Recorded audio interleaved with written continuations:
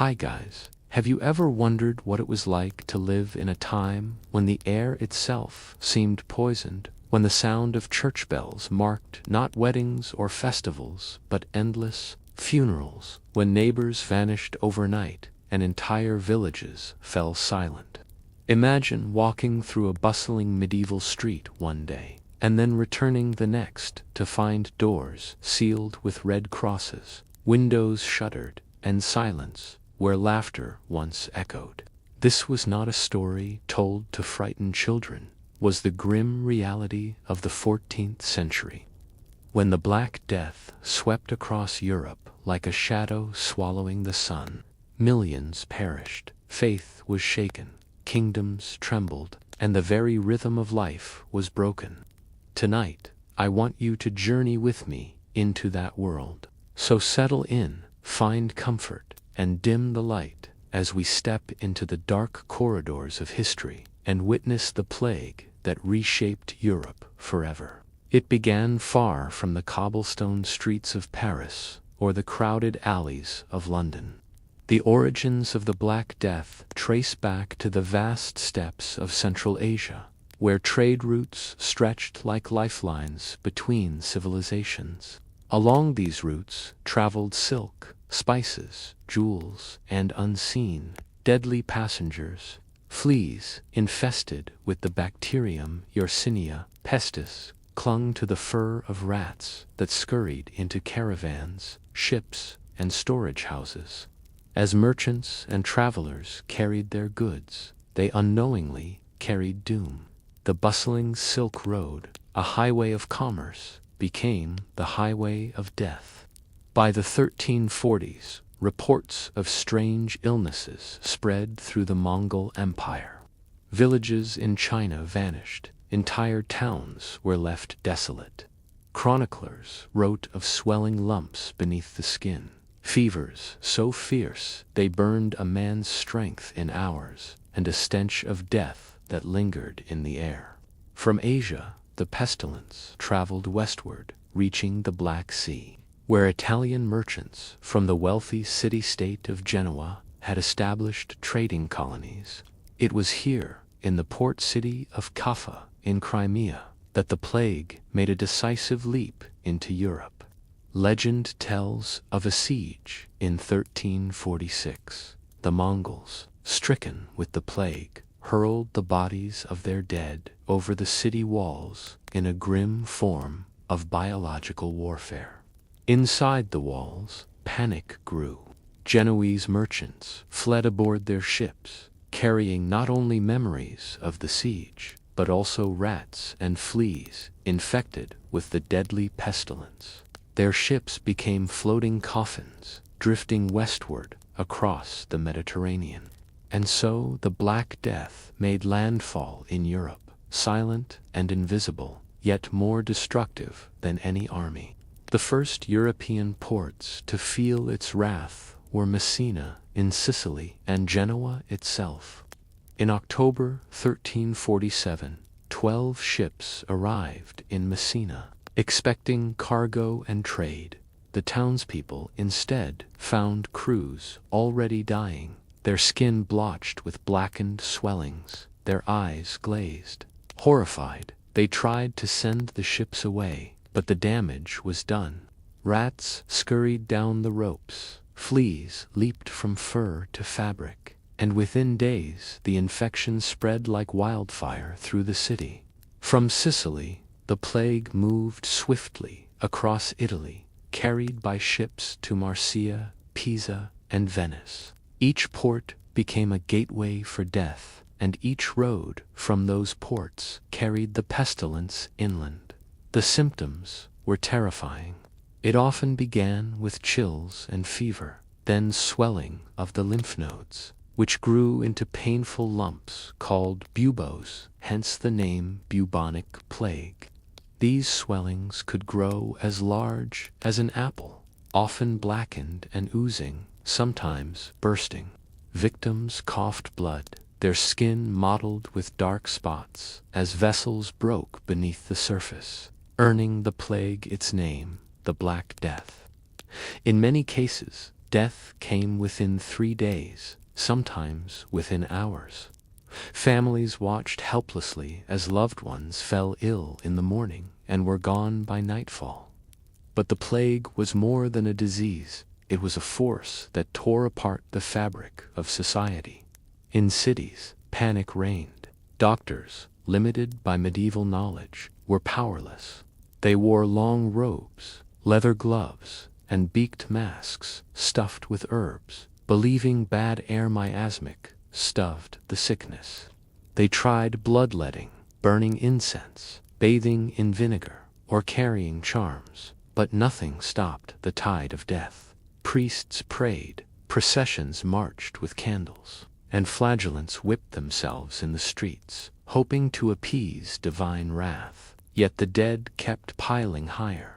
In Florence, chronicler Giovanni Boccaccio wrote of how the plague stripped away normal human bonds. Fathers abandoned children, husbands fled from wives, friends shunned each other. The sick were left to die alone, their bodies left in houses until officials came to cart them to mass graves. Bells tolled constantly, graves filled faster than they could be dug, and the stench of decay hung heavy in the air. Fear bred suspicion. Some whispered that wells had been poisoned, and Jews became scapegoats, persecuted and massacred in towns across Europe. As the plague swept northward, it struck France, Spain, and the Iberian Peninsula. In Paris, thousands died each day. The king's court retreated, but nowhere was truly safe. From France, the Black Death crossed the English Channel. In 1348, it arrived in Dorset, England, carried by ships from Gascony. From there it spread to Bristol, London, and beyond. English chroniclers described streets lined with corpses, carts rumbling with the dead, and churches overwhelmed with funerals. The Archbishop of Canterbury himself succumbed, and villages were left so empty that fields lay fallow. Across Europe, the death toll was staggering.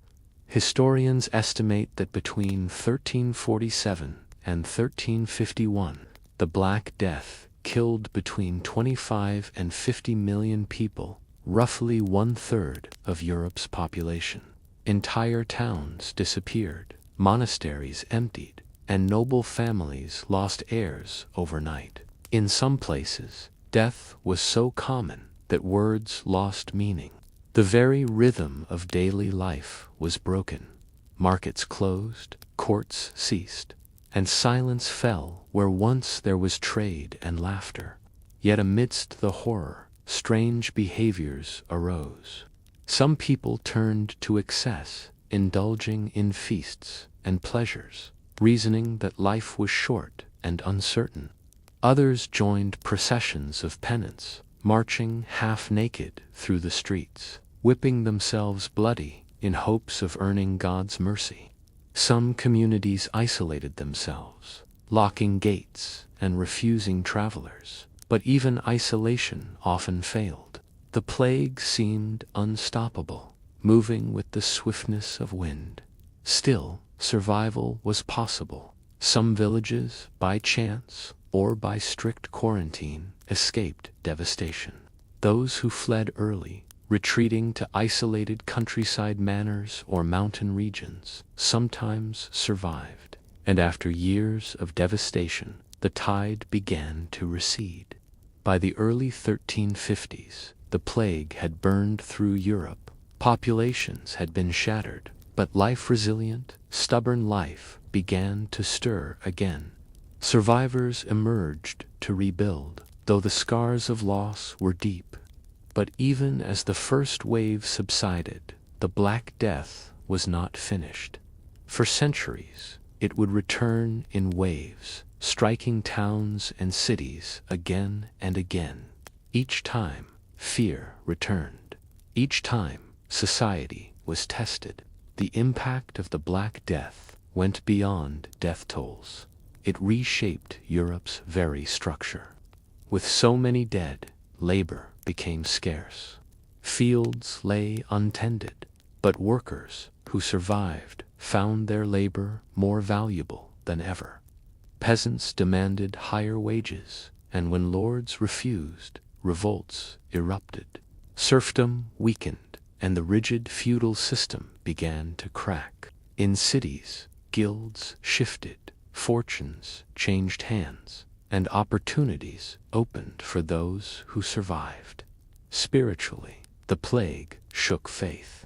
Many believed it was God's punishment, but when prayers failed to stop it, doubt spread. Some turned to mysticism, others to superstition. The persecution of minorities revealed the dark side of fear. And yet, the Church also played a role in comforting the dying, though its inability to halt the plague left it wounded in authority. Artists and writers, scarred by the trauma, began to reflect death more vividly in their works. Skeletons danced in murals, skulls adorned tombs, and literature carried themes of mortality.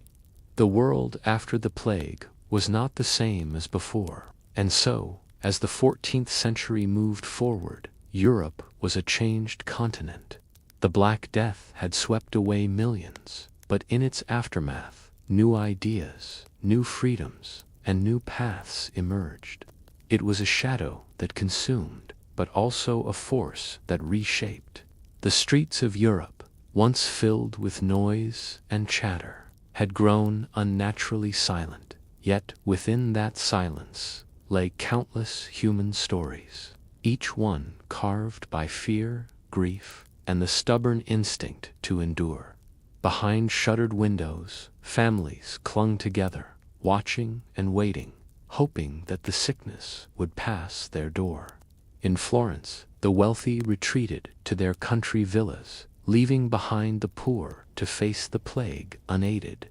Boccaccio described groups of nobles escaping to secluded estates where they surrounded themselves with music, laughter, and fine foods, pretending the outside world had ceased to exist. Yet even in their guarded halls, the fear remained, for no wall was truly thick enough to keep out the invisible visitor that clung to fur and flesh. Servants sickened, laughter turned to coughing, and soon the illusion shattered. For the common people, escape was rarely an option. They remained in the cities, trapped among the crowded streets and narrow alleys where the plague spread most quickly. Bakers stopped baking, blacksmiths left their forges cold, and water carriers abandoned their barrels. Markets fell quiet, not because there was no food, but because those who sold it were gone. In London, chroniclers wrote of dogs tearing at bodies left in the gutters, their masters already dead. Bells rang day and night, but sometimes there were no priests left to ring them, and so death itself seemed to toll in silence. Among the poor, desperation birthed strange rituals. In Paris, groups of women gathered herbs to burn in their homes, filling rooms with acrid smoke in the belief it would cleanse the air. In German towns, families carried posies of flowers pressed to their noses, convinced that sweet scents would guard them from corruption. Some smeared themselves with vinegar or rubbed their skin with mercury ointments, only to sicken faster. Doctors advised the avoidance of baths, fearing open pores invited pestilence. So filth deepened in the cities, and rats multiplied in the shadows. Yet there were those who did not accept despair quietly. Across Germany, Austria, and the Low Countries, bands of flagellants appeared, moving from town to town in solemn procession.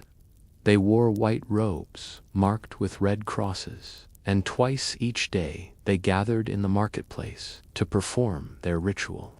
Before crowds of weeping townsfolk, they lay upon the ground, chanting hymns, then rose to whip themselves with scourges tipped in iron.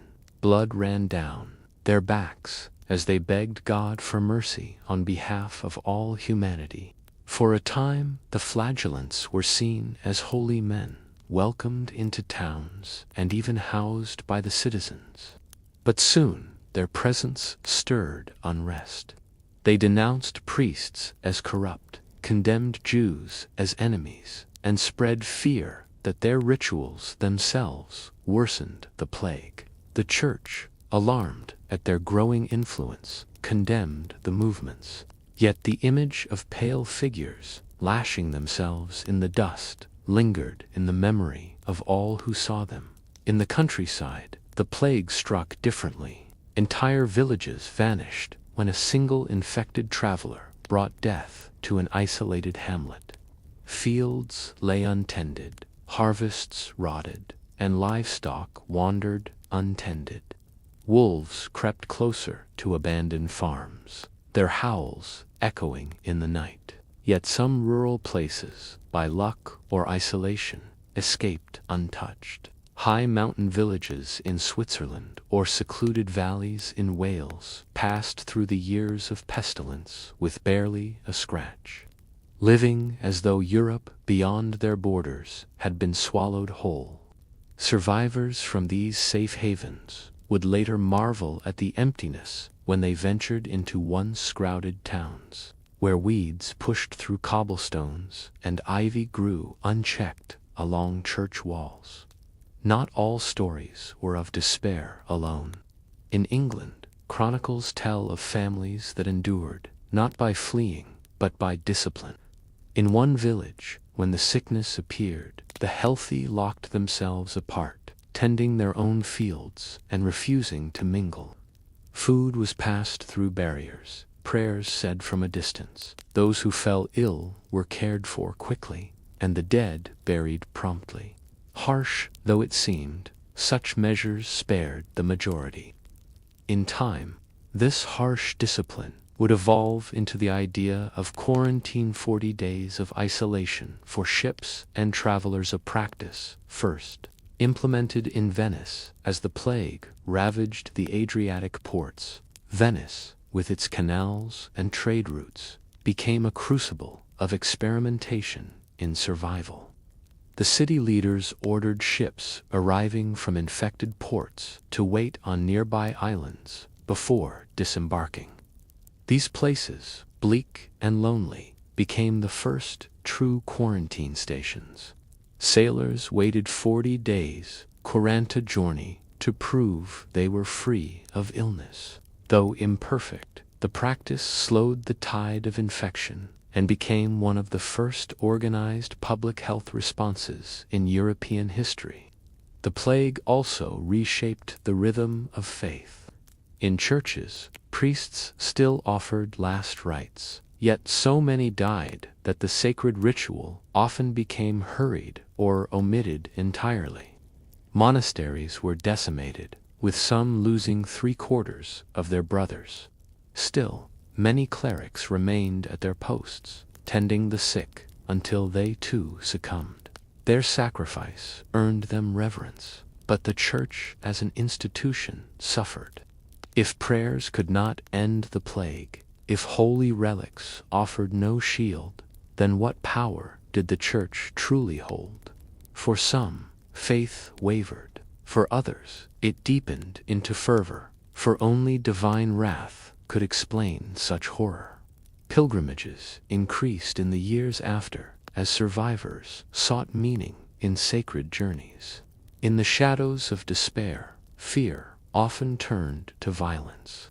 Rumors spread that Jews had poisoned wells, conspiring to kill Christians.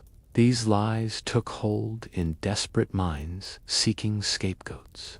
Across the Rhineland, in Strasbourg, Mainz, and Cologne, Jewish communities were massacred in pogroms. Thousands were burned alive or driven from their homes, their synagogues destroyed. Yet, in some towns, local rulers defended them, recognizing their innocence. Still, the damage was deep, and the plague years marked one of the darkest chapters of persecution in medieval Europe. As months turned to years, patterns of survival and death became clear. Children were not spared. In fact, many towns saw their youngest perish first, their small bodies unable to resist the fever. Nobles and kings were not immune, though their castles offered protection. The fleas carried by servants breached even stone walls. In Norway, the plague arrived by ship in 1349, spreading inland so quickly that entire districts lost their populations. In Scotland, the disease struck after armies gathered to invade weakened England, only to disperse in panic as sickness spread through the ranks. Even distant Iceland felt the touch of the plague, carried on ships that ventured into its remote harbors. Yet even in devastation, human resilience glimmered. Survivors adapted, often in unexpected ways. With labor scarce, peasants gained bargaining power. In England, wages rose, and when landowners resisted, revolts brewed, most famously in 1381.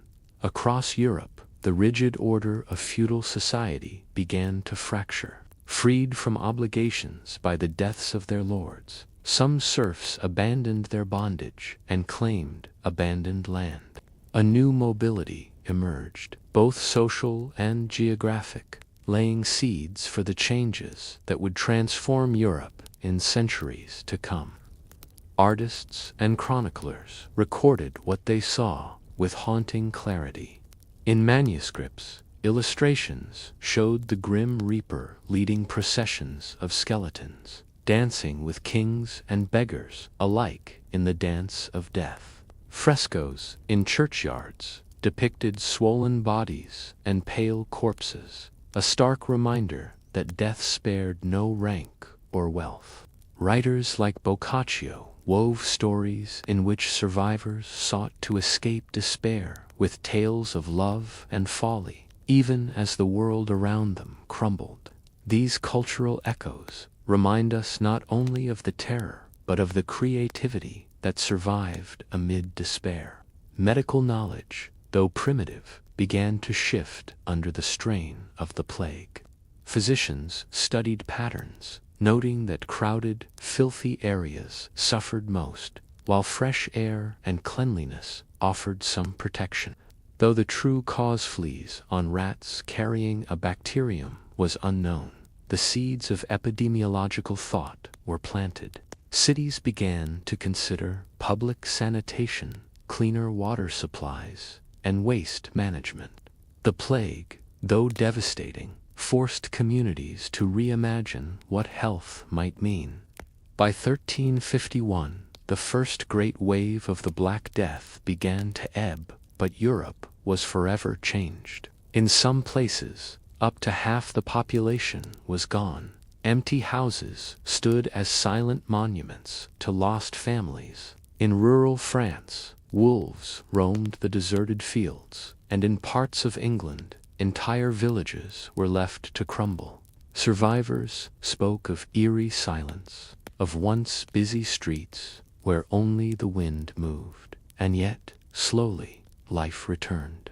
Children were born, fields replanted, markets reopened. Humanity, scarred but unbroken, began again. But the Black Death was not finished. It would return in cycles, less ferocious, but no less feared. In 1361, a second wave struck, dubbed the pestilence of children for the way it carried off the young. Further outbreaks in 1369, 1374, and into the 15th century ensured that plague remained an unwelcome companion in Europe. The memory of the first great devastation lingered, a shadow stretching across generations. In those years, after the first onslaught, survivors grappled with profound questions. Why had some lived while so many died? Was it chance, fate, or divine will? Many saw themselves as chosen, spared for a purpose. Others felt only guilt, haunted by the faces of loved ones who had perished. communities rebuilt not only their homes but their sense of meaning, constructing new rituals of remembrance.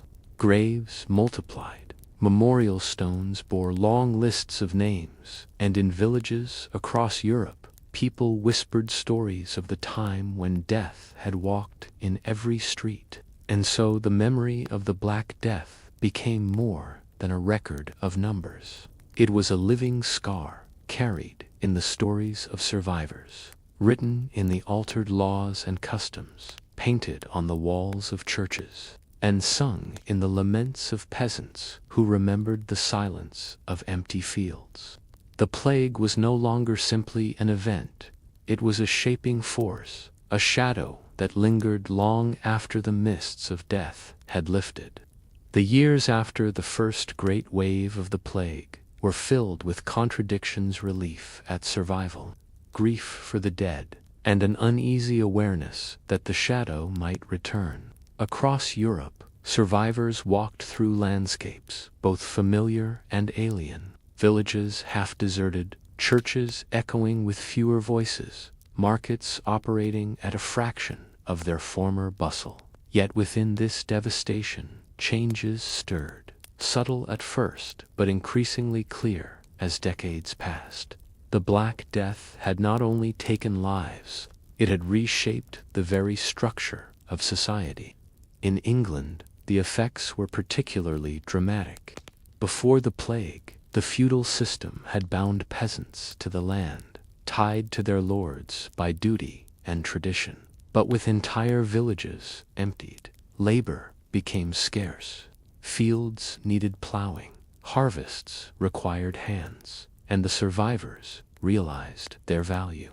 They demanded higher wages, and often they received them, at least for a time. Landlords desperate to prevent their estates from falling into ruin had little choice but to concede. For peasants who had known only subservience, this was revolutionary. The old bonds frayed, and with them the unquestioned authority of the nobility.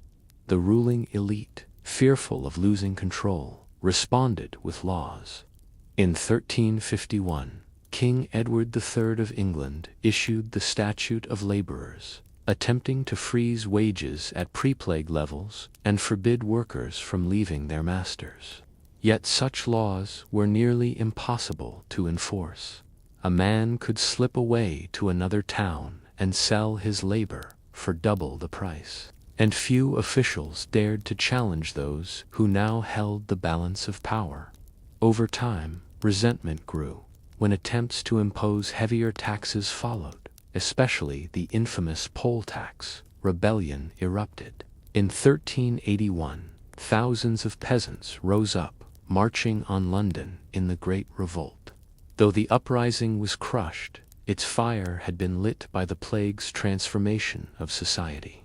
On the continent, similar upheavals unfolded. In France, the shortage of workers gave peasants leverage, but noble resistance led to violent conflict. The Jacquerie, a peasant revolt in 1358, shook the French countryside. Though brutally suppressed, it reflected the wider instability. In Germany, cities saw guilds gain new strength as the balance of power shifted from noble to urban centers. In Italy, where the plague had first struck so fiercely, survivors seized opportunities to climb the social ladder, purchasing abandoned properties and reshaping the urban landscape. The emptiness left by death became space for ambition. The church, too, bore deep scars. In many places, whole monasteries had been emptied, abbots and novices alike carried off by the sickness.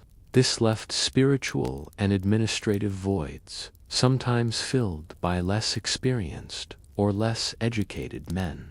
Ordinary people had watched priests fall beside them, powerless to protect or cure, and the conviction that the church alone mediated between God and man weakened.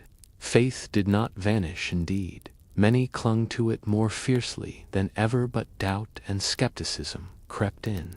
Superstitions multiplied, visions and prophecies gained popularity, and a hunger for new answers simmered beneath the surface. Art and literature bore witness to these shifting currents. In Germany and France, murals of the Danse Macabre appeared. Grim processions where skeletons led kings, bishops, and peasants alike in a dance of death, mocking the idea of worldly hierarchy. In England, poets like William Langland spoke of corruption and inequality, their verses carrying a sharpness born of plague years. Italian art grew darker, obsessed with mortality and transience. Yet, alongside the grim came resilience. Writers like Boccaccio wove tales of human folly and love in the Decameron, written by survivors who fled Florence for the countryside, telling stories to distract themselves from the horror outside. The Black Death did not silence creativity, sharpened it, embedding death as a constant companion in cultural expression. The plague's influence extended to science and medicine as well. Though physicians still misunderstood its true cause, they began to study patterns more carefully. Observations about contagion, cleanliness, and isolation planted seeds that would grow centuries later into modern epidemiology. Cities like Milan, which had attempted to wall up infected houses entirely, were noted for faring slightly better. In Venice, the system of quarantines on islands evolved into the lazaretto, a formal plague hospital and isolation facility. These measures, though harsh, marked the beginnings of public health as a civic duty. Economically, the aftermath of the plague was paradoxical. On the one hand, entire industries collapsed when their workers died. On the other, survivors often inherited wealth and property, leading to an increase in personal prosperity for some. The redistribution of wealth, combined with labor shortages, stimulated innovation. In agriculture, less productive land was abandoned, and more fertile fields were cultivated with greater efficiency.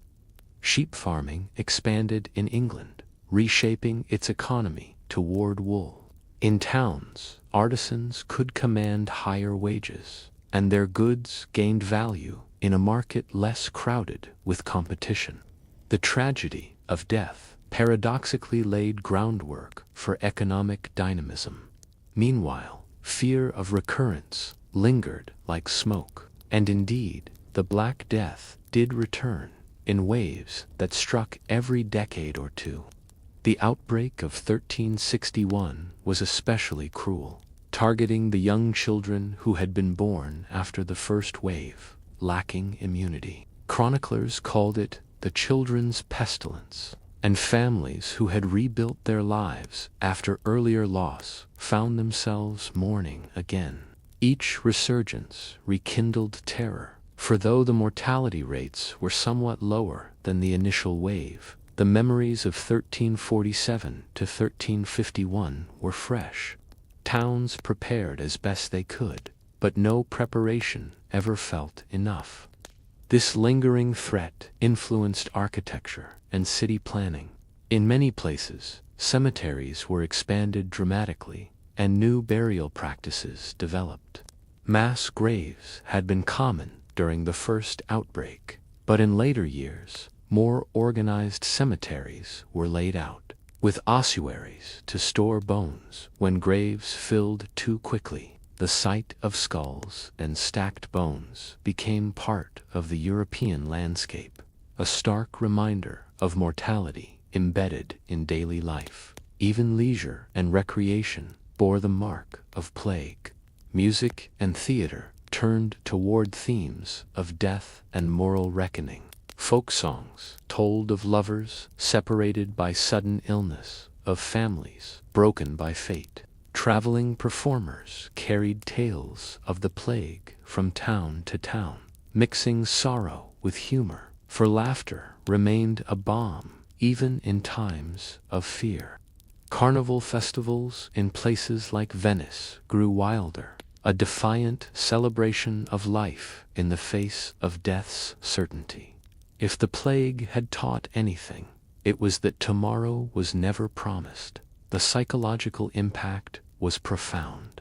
Generations raised in the shadow of the plague developed what some historians call a culture of death. Skulls and bones decorated not only art, but jewelry and household items. Latin phrases like memento mori, remember, you must die, appeared in writings and carvings. Yet this was not pure despair. For many, the constant reminder of mortality sharpened their appreciation for life, encouraging both piety and pleasure, often in uneasy balance. The political world, too, shifted. Monarchs who had lost advisors and rivals consolidated power in some regions, while in others, instability worsened as noble lines died out. The 100 Years' War between England and France was interrupted and reshaped by the plague. Armies dispersing in fear, campaigns delayed. In some cases, the sudden death of leaders opened opportunities for ambitious newcomers. The map of Europe did not change overnight, but the foundations beneath it trembled. Beyond Europe, the echoes of the Black Death reverberated. In the Middle East, it swept through cities like Cairo and Damascus, carried by the same trade routes that linked continents. Islamic scholars grappled with its meaning, some interpreting it as a test from God, others as a natural phenomenon to be studied. The mortality was just as devastating as in Europe, and recovery equally slow. In North Africa, the Maghreb suffered repeated waves, reshaping its demographics. Even in distant Russia, chronicles describe towns emptied and fields deserted. The Black Death was not a European tragedy alone. It was global, leaving scars across continents. In the intimate spaces of households, the plague left scars harder to measure. Families fractured, lineages ended abruptly. Children grew up without parents, and widows and widowers became common. Marriage patterns shifted, with remarriages more frequent as survivors sought to rebuild. Orphaned children sometimes inherited lands or crafts, altering the flow of property and skills. Inheritance disputes multiplied, courts clogged with cases of succession as death rewrote family trees. Despite devastation, resilience blossomed in unexpected corners. Universities, disrupted when students and masters perished, eventually adapted, and the shortage of clerics forced a new emphasis on training. Over time, this fostered intellectual renewal. Some historians even argue that the plague's destruction of old structures helped clear the ground for the Renaissance. As survivors embraced new ways of thinking, creating, and questioning, trade routes reopened, though cautiously. Merchants carried not only goods, but also memories of the pestilence, and cities grew more aware of the need for regulation. Health certificates, inspections of ships, and stricter port controls became common. Though rudimentary, these practices laid foundations for later international health measures. The plague also altered attitudes toward time itself. With so many lives cut short, the sense of life's fragility deepened. Calendars and almanacs grew popular as people sought to measure and predict the flow of days. Astrological explanations for the plague's timing fueled fascination with the stars, blending superstition with genuine curiosity. The idea of cycles of fortune, of fate turning suddenly, became a cultural obsession. In the decades that followed, the memory of the Black Death never entirely faded. Children grew up hearing stories of empty streets and burning pyres, of flagellants marching through towns, of bells tolling endlessly. They absorbed these tales into their worldview, carrying them into adulthood. For them, the world was not stable or predictable, but fragile, prone to sudden collapse. This worldview shaped politics, religion, and culture alike. And yet, humanity endured. Cities rebuilt, markets thrived again, new generations grew. Survivors adapted to the rhythm of recurring outbreaks, just as they adapted to war, famine, and other medieval trials. Life continued, colored by grief, but not extinguished by it. From the ashes of death arose new institutions, new art, and new possibilities. The Black Death was both an end and a beginning. It ended countless lives, shattered old systems, and scarred the imagination of Europe. But it also began transformations that would ripple into the modern world, shifts in labor, faith, medicine, and culture that might not have come so swiftly otherwise. Its shadow stretched long, but from within that shadow, light eventually emerged. In the years that followed the recurring waves of plague, Europe found itself both weakened and strangely invigorated. The physical scars of the Black Death, abandoned villages, decaying churches, overgrown fields remained visible for generations. Yet the deeper scars were etched into memory, into laws, into faith, and into the imagination of those who survived. The shadow of the pestilence never disappeared. It lingered, shaping choices and coloring perceptions, even centuries later. As survivors rebuilt their lives, they carried with them a heightened awareness of mortality. Death had lost its distance. It was no longer an abstract idea reserved for the old or the infirm, but a daily reality that struck without warning. This consciousness infused nearly every aspect of culture. Tomb effigies depicted not only noble figures in their prime, but also cadaverous images of the same bodies in decay. Reminders that earthly glory crumbled to dust. Books of hours, treasured by nobles and merchants alike, contained miniature paintings of skulls and graves alongside prayers. The message was clear: life was fleeting, and the soul must prepare for its end. Yet, if the Black Death instilled fear, it also encouraged vitality. Survivors often lived with a sense of urgency, seizing opportunities that might have seemed reckless before. Merchants invented ventures, artisans experimented with new techniques, and families rebuilt with a determination born of loss.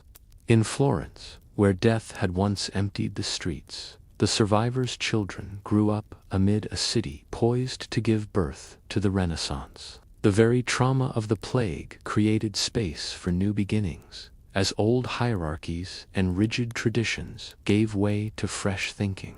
Economically, the redistribution of wealth continued to ripple through society. With so many heirs dead, property passed into new hands. Merchants purchased noble estates, and peasants claimed deserted plots. A class that had been locked beneath aristocracy began to rise.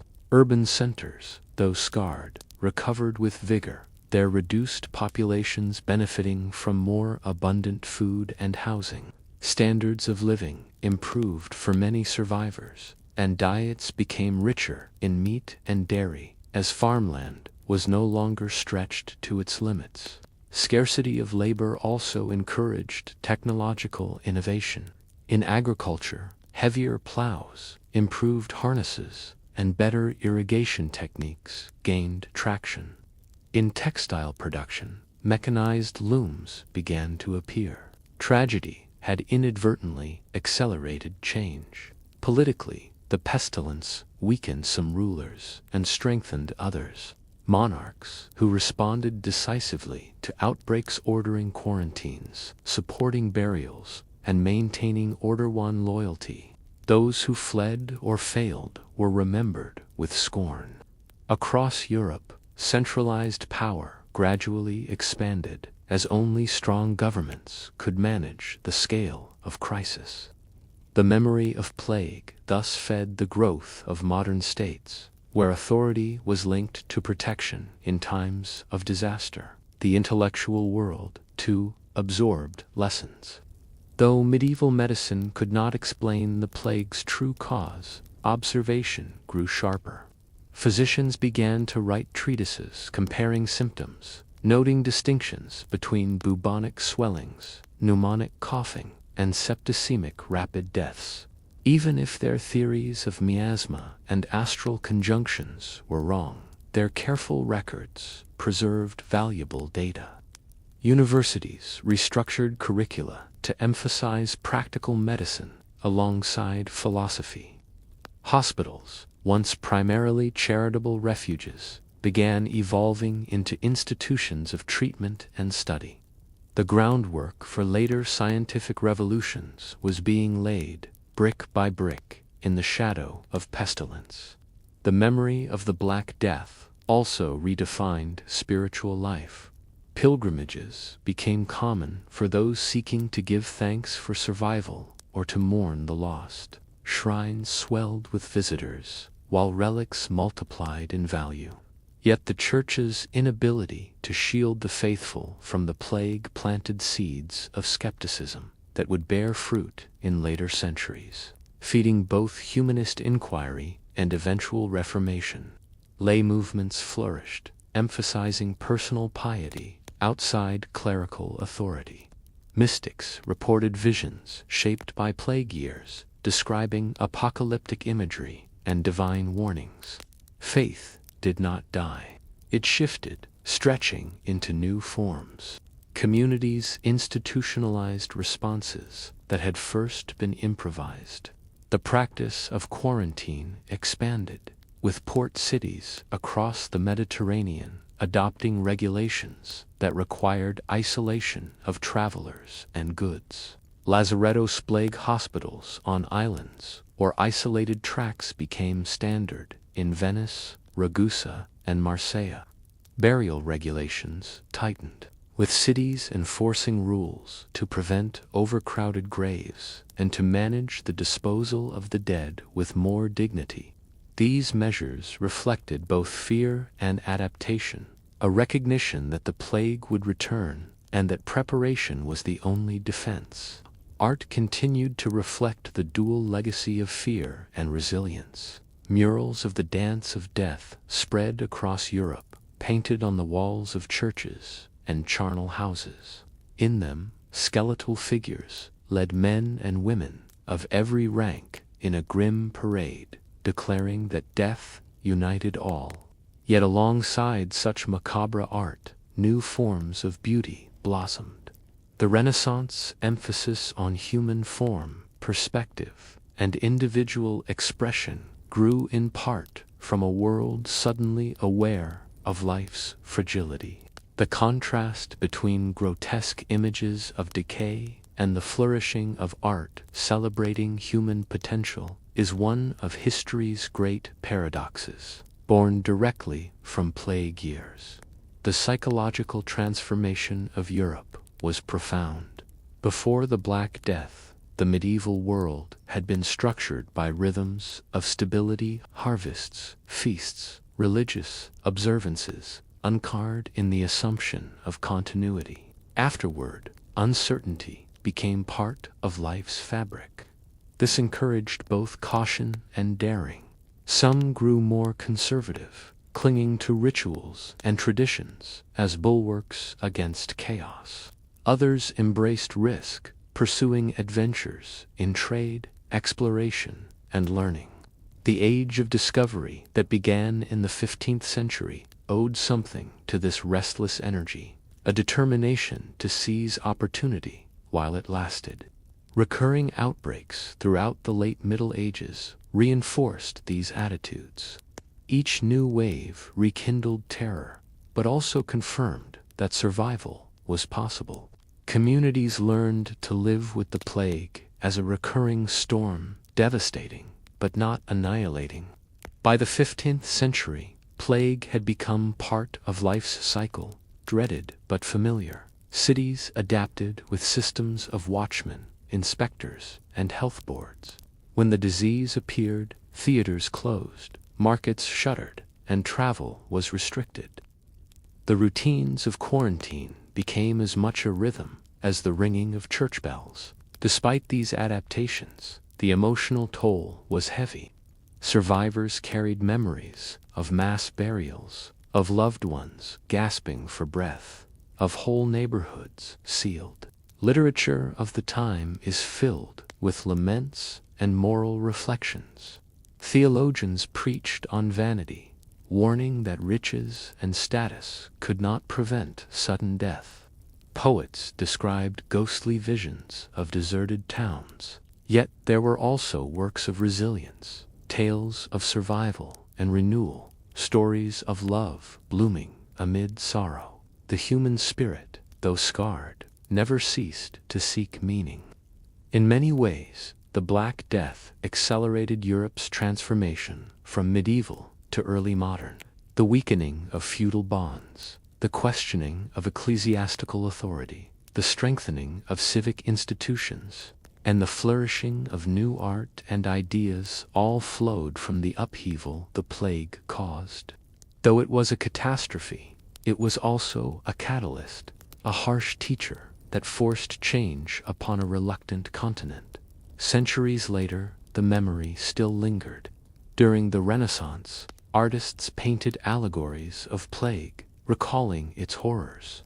In the 17th century, when new outbreaks struck London and other cities, writers and diarists invoked the great mortality of the 14th century as a warning and a comparison. The Black Death remained the benchmark of devastation, a historical shadow against which all later epidemics were measured. Even today, echoes persist. The mass graves unearthed beneath modern cities, the skeletal remains bearing signs of buboes, remind us of how fragile societies can be. Genetic studies suggest that the Black Death even altered the very DNA of European populations, as survivors passed on traits that had aided their endurance. The plague is not only history, it is embedded in the biology of millions alive now. Ultimately, the story of the Black Death is one of paradox. It was destruction on an unimaginable scale, yet it cleared ground for rebirth. It silenced countless voices, yet gave rise to new songs and stories. It shattered old structures, yet helped build the foundations of modern Europe. In its wake, people learned hard lessons about fear, about resilience, about the bonds that hold communities together and the divisions that tear them apart. And in every empty village, every fresco of skeletons, every whispered prayer at the edge of a grave, one truth remained: life endures. The shadows of the Black Death stretched across centuries, but within those shadows, humanity found ways to rise again. The fields were tilled once more, the churches filled with song, the markets hummed with trade, and children played in streets that had once echoed with silence. The memory of death never vanished, but it became part of the rhythm of life, a reminder of fragility, but also of strength. The Black Death had passed, but its shadow remained, a companion to Europe, whispering of mortality, shaping art and faith, and urging each generation to remember. To live was to carry that shadow, but also to step into the light that always followed.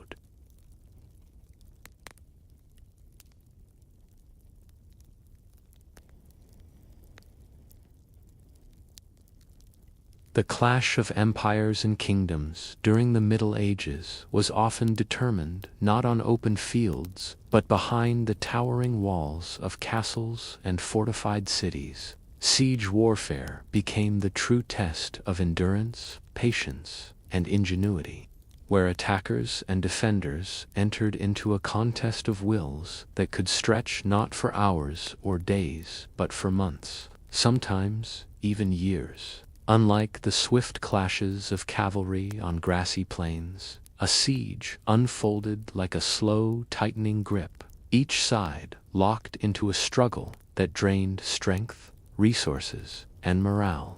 At the heart of siege warfare lay the castle itself, a structure designed not simply as a residence for nobles, but as a machine of defense. Its walls were not built for beauty, but for survival.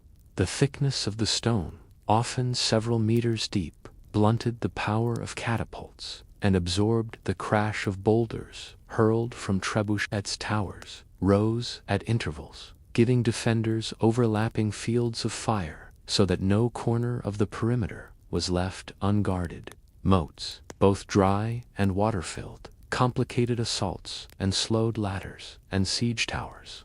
Every feature was deliberate, every stone set with the knowledge that one day enemies would test it. For attackers, the first challenge was not always the wall itself, but the supplies and time required to press the siege.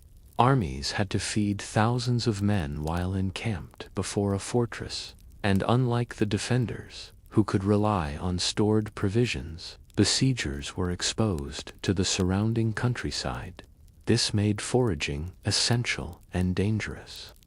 Local peasants were displaced, crops destroyed, and the wider region consumed in the hunger of war. A commander who underestimated his army's appetite often found his men deserting long before the walls cracked. Thus, to begin a siege was to gamble that time, food, and money would last longer than the defender's will. A siege usually began with demands for surrender. Heralds were sent to the gates offering terms, sometimes promising mercy, sometimes threatening utter destruction. If the defenders refused, the attackers settled in for the long ordeal. The first step was to cut off all access. Roads were blocked, rivers controlled, and villages nearby seized. Starvation was one of the most potent weapons. Even a mighty castle could become a prison if its people ran out of bread. Stories abound of garrisons reduced to eating horses, dogs, and rats, of desperate families consuming leather boiled from shoes. Yet, defenders knew that if they held long enough, relief forces might come. The longer they resisted, the greater the chance that allies would appear to break the siege. To hasten the collapse of walls, besiegers employed a wide array of siege engines, machines that represented the height of medieval engineering.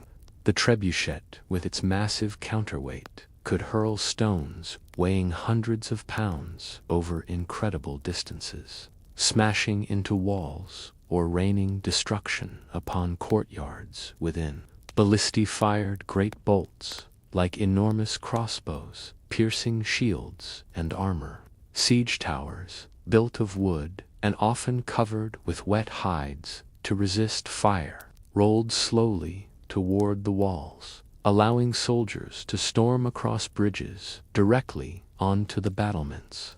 Rams, capped with iron heads shaped like snarling beasts, pounded relentlessly at gates. Each engine required skilled carpenters and engineers, and armies often carried entire workshops to construct and repair their weapons. Defenders were not passive under this onslaught.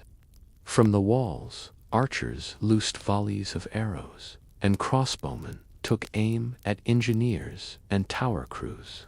Cauldrons of boiling water, heated sand, and even quicklime were poured down upon attackers' scaling ladders. Heavy stones were dropped to crush men at the base of walls. Countermines were dug to intercept enemy tunnels, and sorties were launched to burn siege engines before they reached the gates. In this deadly dance, courage was matched with cunning. Mining was one of the most dangerous but effective tactics. Attackers dug tunnels beneath the foundations of walls, propping them up with wooden beams. These beams were then set ablaze, collapsing the tunnel and bringing down entire sections of stone above. Defenders listened with their ears pressed to the ground, straining to detect the scraping of shovels. And when they did, they counterdug to meet the invaders underground. The clash of steel in torchlit tunnels, with choking smoke and collapsing earth, was one of the most terrifying aspects of siege warfare, where life and death were decided in suffocating darkness. Psychological warfare played its role as well. Attackers catapulted not only stones, but also corpses of men and animals into cities, spreading disease and breaking morale. Heads of captured prisoners were tossed over the walls as grim reminders of the fate awaiting those inside.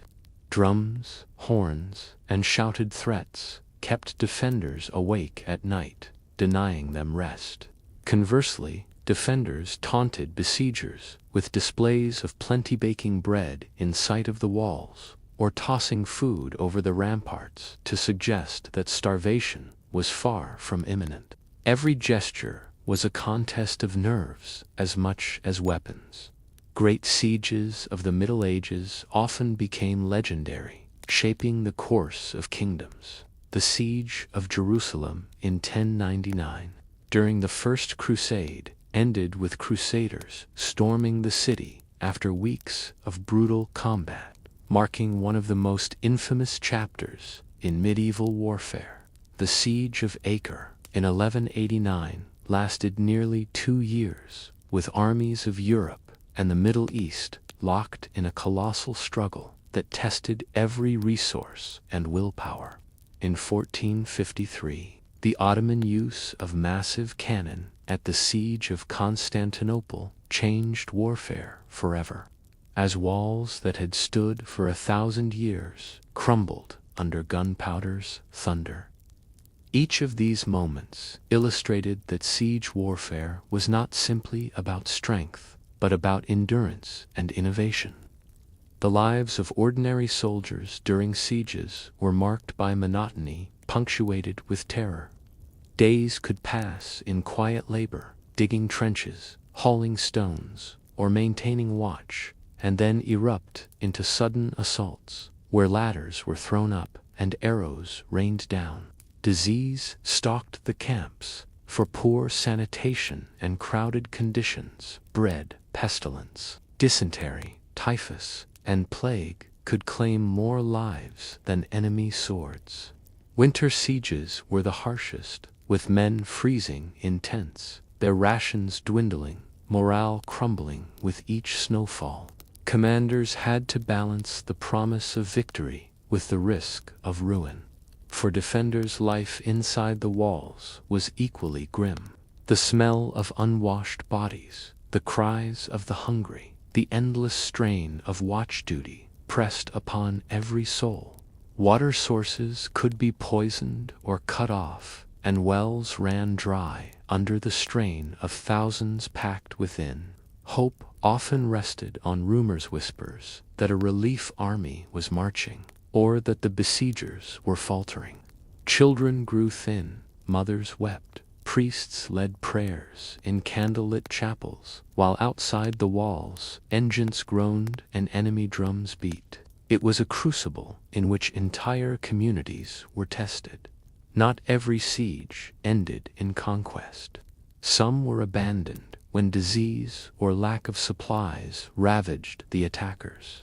Others concluded with negotiated surrender, where terms were granted to spare lives and property. Yet mercy was not guaranteed. In the heat of fury, victorious armies sometimes unleashed slaughter upon cities, punishing resistance with fire and blood. For medieval commanders, decisions in those final moments determined reputations for generations. A leader remembered for mercy was praised. One remembered for massacre became a name cursed in chronicles. Despite its brutality, siege warfare advanced military technology and strategy. Engineers learned to build more powerful trebuchets, to design more mobile towers, to perfect the art of fortification and counter-fortification. The arms race between wall and engine pushed innovation forward. By the later Middle Ages, concentric castles with multiple layers of walls, angled bastions, and improved artillery defenses made fortresses stronger than ever. Yet, just as defenders innovated, attackers adopted gunpowder. The thunder of cannon signaled that the age of traditional siege engines was waning, and with it, the character of warfare would change forever. Still, within the medieval centuries, siege warfare remained the defining crucible of conflict. It was a theater where courage, suffering, invention, and cruelty converged. Behind every ruined wall and every abandoned keep lay a story of struggle, of men and women who endured hunger, fear, and relentless assault. The Middle Ages were an age of fortresses, and those fortresses were tested most fiercely by the grinding grip of siege. In that struggle between stone and willpower, between patience and desperation, the fate of kingdoms was written. As the later centuries of the Middle Ages unfolded, the contest between attackers and defenders became ever more complex, reflecting the constant cycle of innovation and adaptation. Castles were no longer isolated fortresses, but intricate systems of defense. With concentric layers of walls, moats widened and deepened, and towers designed to cover every approach with deadly crossfire. The science of fortification grew into a specialized field, and rulers invested vast sums to make their strongholds nearly unassailable. Yet attackers, too, sharpened their methods, relying not only on brute force, but on strategy, deception, and the calculated use of fear. One striking feature of late medieval sieges was the increasing reliance on artillery. Primitive bombards appeared first in the 14th century. Their iron barrels capable of launching stone balls with terrifying force. Though clumsy and prone to bursting, they represented a shift that defenders could not ignore. By the 15th century, cannon grew larger and more reliable, capable of pulverizing walls that had once seemed eternal. The thunder of gunpowder was a sound that announced the dawn of a new age, echoing across valleys and striking fear into garrisons unaccustomed to such destructive power.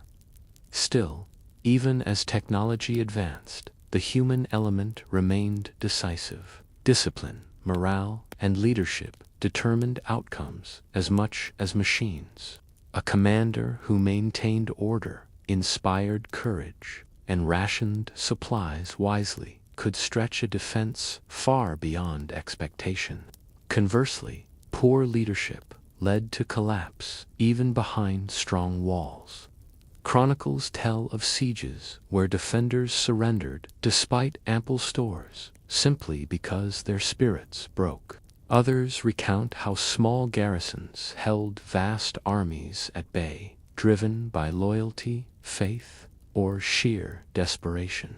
Sieges also shaped the lives of civilians caught within their grasp. Entire towns suffered together, bound by hunger and fear. And when surrender finally came, their fate depended on the mood of victors. Some towns negotiated safe passage, their people allowed to leave with possessions. Others endured sack and massacre, homes burned and families scattered. These traumas echoed for generations, shaping local memory and identity.